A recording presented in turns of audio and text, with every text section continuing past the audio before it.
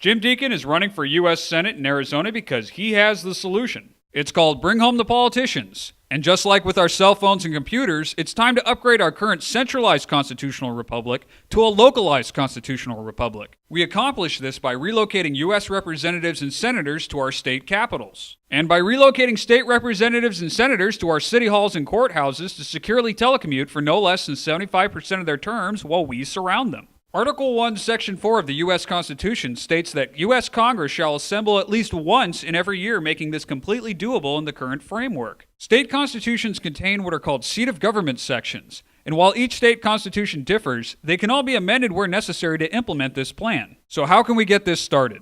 In addition to supporting Jim Deacon for U.S. Senate in Arizona, you can support efforts in 18 states to start voter ballot initiatives so that a simple majority of voters can make this into law while bypassing their state legislatures. This will require both energy and perseverance to accomplish, so let's look at why it's worth the effort. For starters, this will restore the balance of power by putting the citizens in charge once and for all. Sledgehammer politics have not helped this country or its citizens. This plan favors no political party since all need to be reined in, and more importantly, it protects the rights of the parties out of power. Congress will no longer be a one-stop shop now that lobbyists will spend most of their budgets on travel expenses. Predators of freedom will no longer be allowed to violate the Constitution now that citizens and local media surround them as we resume our role as government watchdogs. The era of a single senator with 5 different offices is over. The cost of upgrading state and local facilities for this plan is dwarfed by the savings from stopping out-of-control government spending.